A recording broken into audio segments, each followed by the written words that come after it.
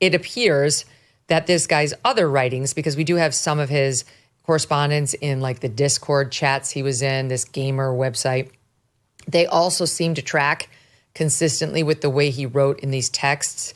We went through all of these on a lot of them on AM Update, but I'll just read the audience sums just because you've referenced them a few times and it's frustrating not to hear them.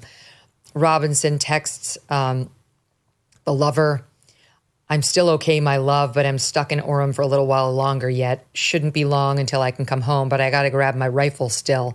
To be honest, I had hoped to keep this secret till I died of old age. I'm sorry to involve you.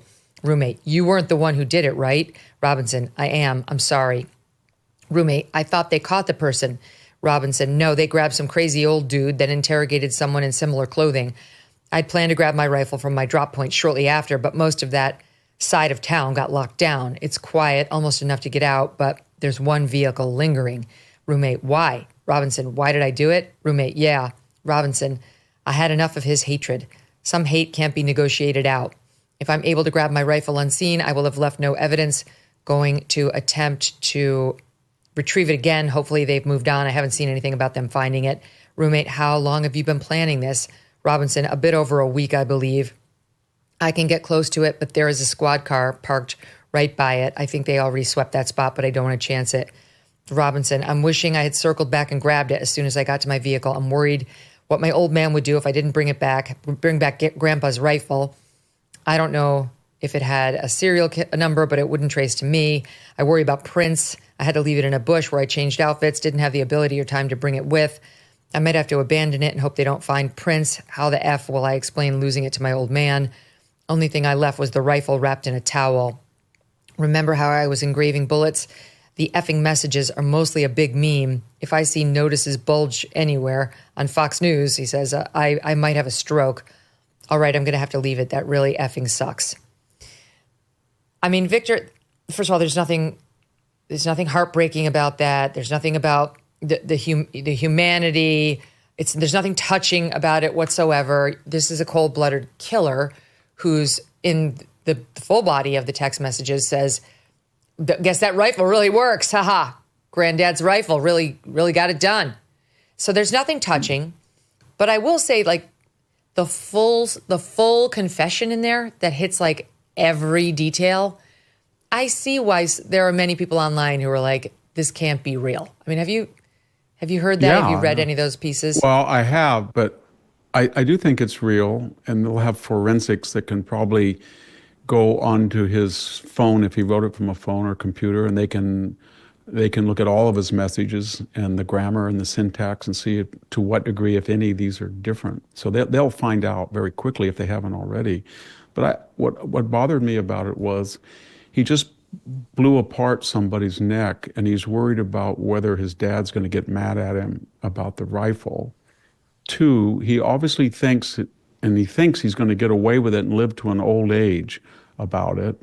And 3, I would like to know the time differential from the moment he said to the so-called partner, I did it, till when law enforcement was notified.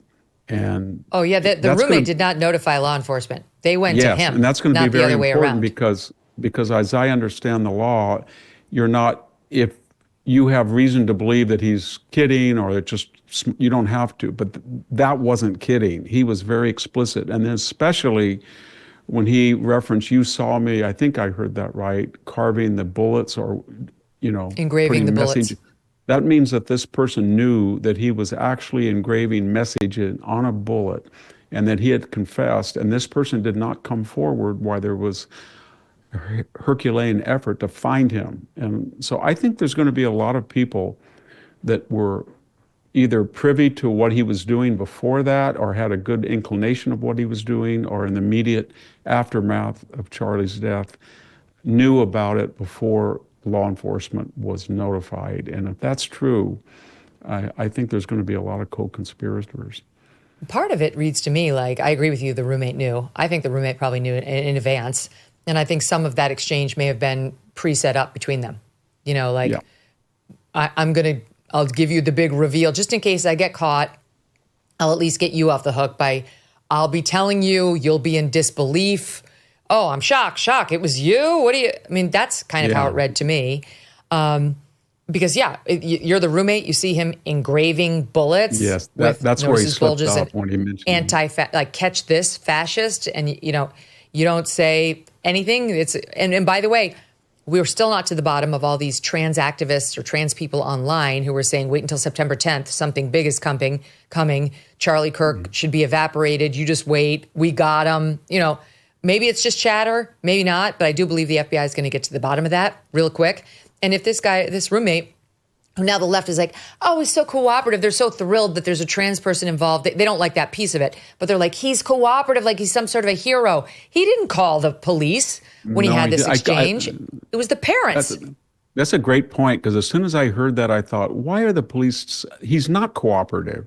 He didn't. He may have, when they confronted him and said, if you don't tell us, you're facing conspiracy to commit murder, and that's can be a life sentence. Now, are you going to talk? Maybe he did, but he didn't come forward voluntarily when they were in an active investigation and shortened the process to finding him. And the other people who may have known didn't. And I don't think that the shooter meant to say, you saw me or you knew that I was engraving the bullets, because that gave it away.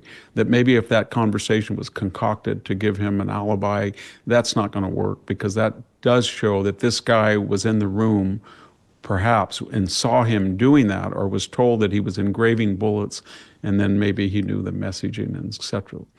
Nobody just engraves bullet posted online casing. Yesterday, and I do have empathy for the parents. I do. I cannot imagine it's his fault. It's not his parents' fault, and they seem like they were good parents by what we've read so far. Yeah. But I do have questions. I do have questions that I'd like to see answered about the parents, because obviously this kid went now I'm doing what they did. This young man at some point went south, and something infected his brain. He got sucked into this far left ideology. He was gaming too often from the sound of it, got very out into this online culture of the gaming world, and went into some sort of a downward spiral. And what I did see online was the mother, when he was about 10, showing this big gaming system she had purchased for him when he's wearing the headphones, and her being like, we're never going to get him away from this now, or something to that effect. And that's exactly, of course, part of the problem. There are a lot of parents who do cede their child rearing to game consoles, and it becomes a babysitter. I don't know whether that's what happened here, but it's something I'd like to have an answer to, and to figure out exactly how he went from that guy that Matt Gutman was talking about, 4.0, nearly a perfect score on the ACTs and an 8-semester scholarship to the University of Utah, to left University of Utah after one semester, enrolled in a technical school, started dating a trans furry, and decides it's his right to take another life because he feels that person's full of hate. Yeah, it's easy to double guess, but if I was a parent and I saw this transition in my son, and I am a parent of a son, and I saw him talking, and according to some reports, he was talking very radically, and he, in political terms, very radically. I don't think that I would allow him to have his grandfather's .30-06. And I don't know where he got it or whether the parents knew it, but first thing I would do is say to him, you're not going to be anywhere near a gun, and I'm going to lock them up. Because the way you're talking and the change in your lifestyle and the anger that you express is not healthy. And so the idea that he borrowed his grandfather's gun and he was very worried that he was going to get in trouble if he didn't bring it back, I just don't get that. I don't see anybody who had such evidence that he was undergoing a radical transformation, and he hated Charlie Kirk, and apparently he expressed that at dinner or there, as a guest. He mentioned this event. He mentioned that event. Why in the world did he have access to the family armory? I don't understand that at all. It may have been a gift to him. I'm not sure where I read that. But even so, he's only 22. If you gave it, you can go get it. You're the parent still. You never stop being the parent. Yes, you should. And how would they know if he said, I'm afraid they're going to find out that I lost it. Well, how would they know we've lost it if it was his? And, does he report back every week? I still have grandfather's gun. Well, here's what happened. But that is spelled out in some of the text messages or by the police at the presser yesterday. I'm trying to remember who said it, the DA. The dad, this is very eerie when you think about it. The dad saw the pictures. First the mom saw the pictures on TV that the FBI released, and she knew it was him. She recognized her son, and she called the dad, and the dad recognized him too. They both thought it was their son. And then they saw the picture the FBI released of the gun, which they found in that nearby wooded area. Mm-hmm. So they might have recognized that gun as the dad's his own father's gun that they'd gifted to Tyler, this suspected shooter. And they were putting two and two together. And then the dad called Tyler to see if he would pick up, to see where he was. And that's why Tyler's referencing, my dad's calling right now in the longer version of the text message. He's saying he's calling RN right now. And he, I think, didn't talk to him. He did talk to the mom, and he claimed he was homesick that day. This is on the 11th, the day after the event, and that he'd been homesick on the day before, September 10th. But I do wonder, the parents seem to know awfully quickly that it was their son. And it doesn't seem to have been like full of denial, like there's no way, So yeah, I bet there's more to the story. That's all I'm saying. I bet there's more. I bet you that one videotape of him, you guys, can we pull that over, of him when he got his scholarship into Utah University? And the mother's like, he's opening up the letter, and the mother is like, yay. I think it's the mother. Forgive me, she's off cam. But you can hear him join in with the cheer at the end, and he sounds off, Victor. He sounds off. And this is right at the precipice of becoming a man. He's, I think, 18 or so in this video. It's just as he's going off to college. And this is when, in that 18 to 25-year-old period, that we see some sort of a psychotic break or some sort of break with a lot of young men. Did they know something more? And I'm not trying to blame them. And this is not like it's the parents' fault. It's we as a free society need to know what, if any, warning signs were there so we can prevent something like this from happening again. We have it. Here's the video. Okay. Congratulations. You have been selected to receive the Resident Presidential Scholarship from Utah State University. The value of this scholarship is approximately $32,000. This scholarship is available for 4 years or 8 semesters.